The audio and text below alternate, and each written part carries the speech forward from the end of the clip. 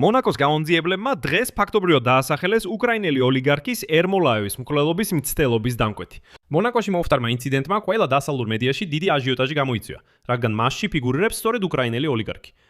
მონაკოს გამომძიებლები მიიჩნევენ, რომ სანქცირებული უკრაინელი ოლიგარქის ვადიმ ერმოლაევის ოჯახის აფეთქებაში შესაძლოა უკრაინის უსაფრთხოების სამსახური იყოს ჩართული.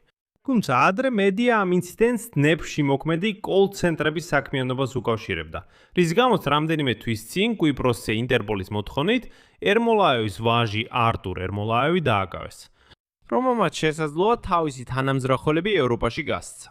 ერმოლაევი უმცროსმა პირობითი სასჯელი სწორედ გამოძიებასთან თანამშრომლობისთვის მიიღო. მეორე მხრივ, ევროპული მედია ამ საკითხს აყენებს, რომ ერმოლაევზე თავდასხმის უკან შესაძლოა პირიქით რუსეთის ფედერალური უსაფრთხოების სამსახური, ანუ ფესბე, იდგეს. საქმე იმაშია, რომ სწორედ ერმოლაევის ვაჟი ითვლება რუსეთისთვის მომუშავე თაღლითური კოლ-ცენტრების ქსელის მფლობელად. 5 თვით ადრე ბალიზე მოკლეს კიდევ ერთი ბიზნესმენი, რომელსაც ამავე ბიზნესთან აკავშირებდნენ. და კიდევ გასული წლის ოქტომბერში ფესბეს დირექტორმა ალექსანდრ ბორტნიკოვმა განაცხადა, რომ უკრაინის ტერიტორიაზე არსებობს 120-ზე მეტი კოლ-ცენტრი, რომლებიც თითქოს ზბუსა და უკრაინის შეიარაღებული ძალების კონტროლქვეშ არის. და წინა დღეს რუსულმა დრონებმა სწორედ დნეპრში მდებარე კოლ-ცენტრები დაარტყეს, ხოლო ბორტნიკოვმა შურისძიებას დაფირდა.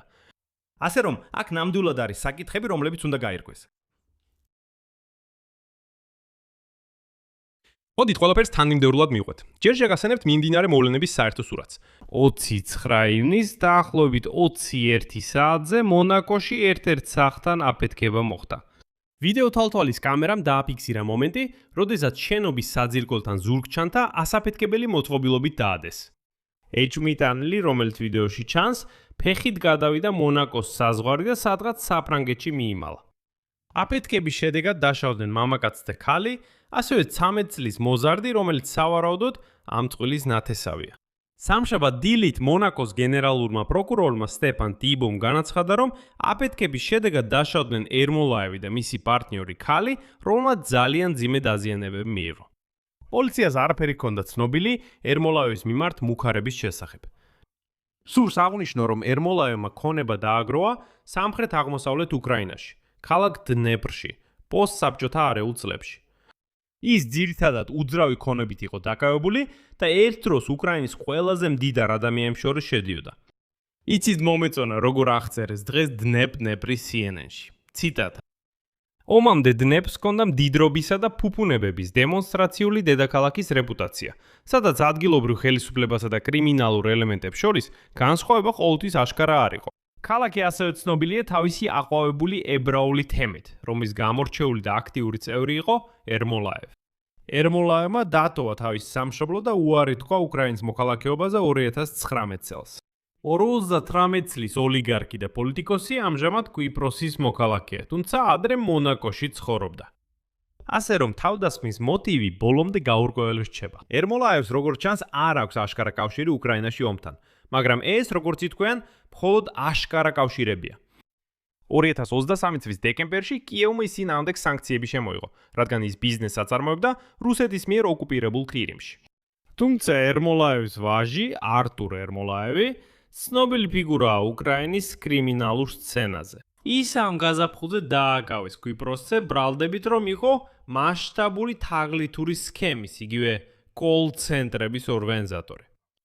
შემდეგ იგი ექსტრადირეს ესტონეთში, სადაც აპრილში იგი დამნაშავედ ცნეს განსაკუთრებით დიდი ოდენობით თაღლითობაში. და ის სასამართლო დოკუმენტების მიხედვით არტურ ერმოლაევმა აღიარა თავი დამნაშავედ სატელეფონო თაღლითური სქემის შექმნასა და მართვაში. ანუ კოლ-ცენტრების, რომლებიც ყალბი საინვესტიციო შესაძლებლობების სახელით 2019 წლიდან 2022 წლამდე პერიოდში სხვადასხვა ევროპული ქვეყნის მსხვერპლთაგან დაახლოებით 100 მილიონი ევრო მიითვისეს. მხოლოდ ესტონეთში ერმოლაევმა და მისმა თანამძრახველებმა ადამიანებს თითქმის 5.500.000 ევრო წაართვეს.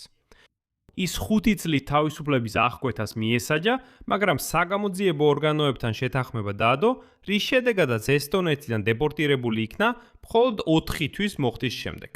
მან გადაიხადა ჯარიმა 8.500.000 ევროს ოდენობით და დაფარა მისი ექსტრადიციით ესტონეთში დაკავშირებული ხარჯები. და ესტონური მედიის ინფორმაციით, ამის შემდეგ ის ისრაელში გააძევეს, სადაც სავარაუდოდ ამჟამად იმყოფება.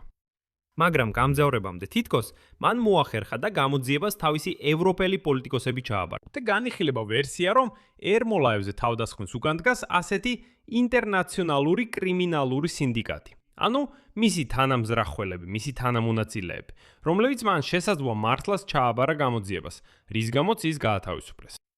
და აი დღეს ჩნდება ინფორმაცია იმის შესახებ, რომ მონაკოს გამონძიებლები მიიჩნევენ, რომ სანქცირებული უკრაინელი ოლიგარქის ვადიმ ერმოლაევის ოჯახის აფეთქებაში შესაძლოა უკრაინის უსაფრთხოების სამსახური იყოს ჩართული.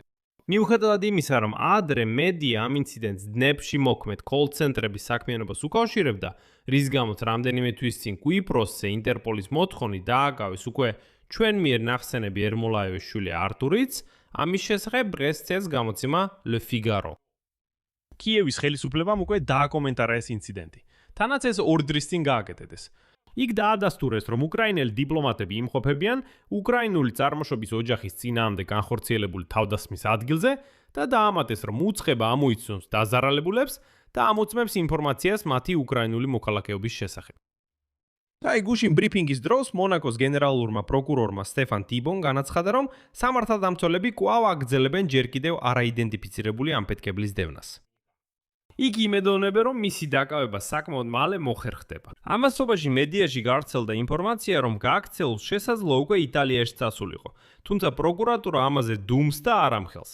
ყავდა თუ არა მას თანამზრახველი ან ორგანიზატორი. სავარაუდოდ ისინი უკვე შეიძლება დააკარგეს იგი. შემდეგ მოვიყვან ციტატას Le Figaro-დან, რომელსაც დღეს ბევრი რუსი პროპაგანდისტი გამოეხმაურა. ციტატა: ძირითადი ვერსია, რომელსაც გამომძიებლები განიხილავენ, არის ის, რომ ეს ოპერაცია ორგანიზებულია უკრაინის უსაფრთხოების სამსახურის მიერ. ეს თავდასხმა დიდი ალბათობით იყო გაფრთხილება ერმოლაევისთვის და ამით ყველაფერი მთავრდება. სხვა არგუმენტები იმის სასარგებლოდ, რომ თავდასხმის უკან სპუდგას არ არსებობს.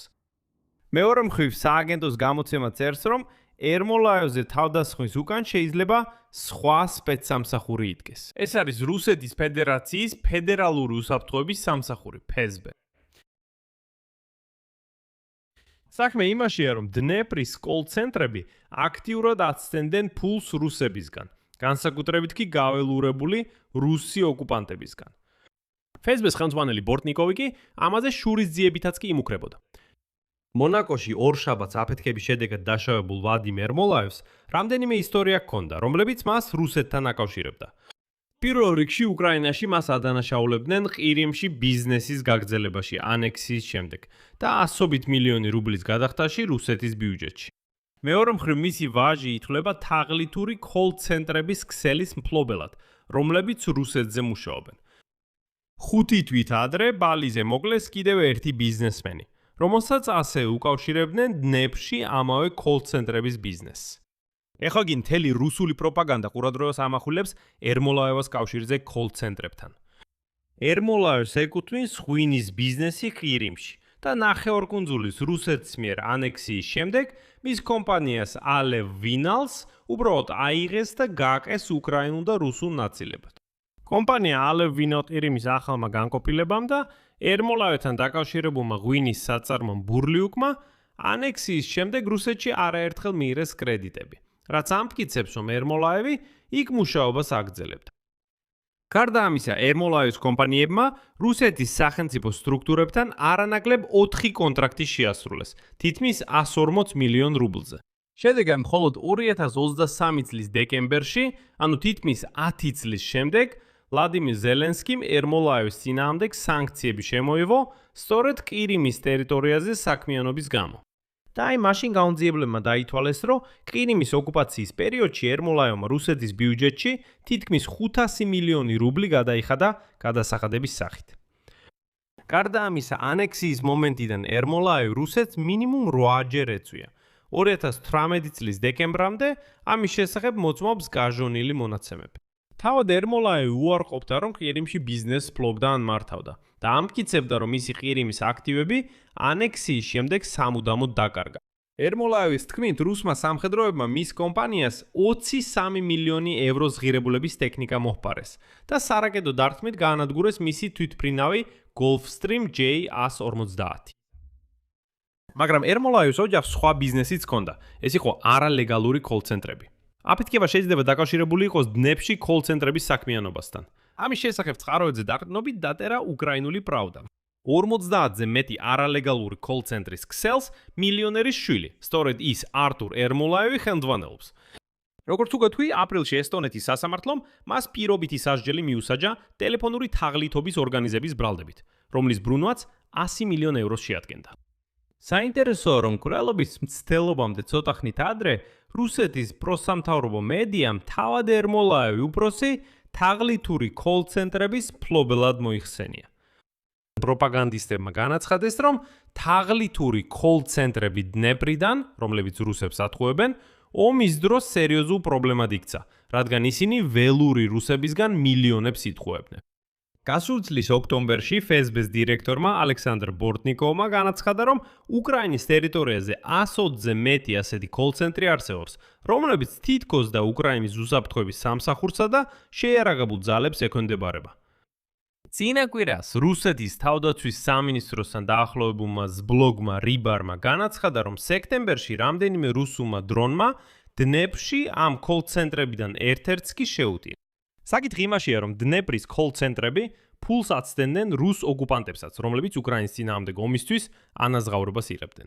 საერთოდ დნეპრში მართლაც საკმაოდ სერიოზულ თანხებს აცდენდნენ ამ არანორმალური, გაუნათლებელი რუსების ჯიბეებიდან. ეხლა კი ინტერნეტში ერმოლაევზე მონაკოში განხორციელებულ მკვლელობის მცდელობას კიდევ ერთ ძალიან მსგავს ეპიზოდს უკავშირებენ. გახსენებთ, თებერვალში ცნობილი გახდა ბალიზე უკრაინელ იგორ კომაროვის სასტიკი მკვლობის შესახებ, რომელსაც ასევე უკავშირებდნენ კოლ-ცენტრებს. და ზოგიერთი მედია იუწყებოდა, რომ კომაროვის გატაცების უკან შეიძლება ჩეჩნეთიდან წარმოშობილი პირები იდგნენ. მაგრამ აღნიშნა, რომ ბალიზე კომაროვის ისტორია ძალიან ბუნდოვანი დეტალებით არის მოცული, რომლებიც საბოლოოდ ერთიან სურათად ვერ ხალიბდება. ამიტომ ბოლოს კიდევ ერთხელ დავამატებ, ერმოლაევზე თავდასხმის რეალურ დამკვეთებსა და შემსრულებლებს მხოლოდ გამოძიება დაადგენს.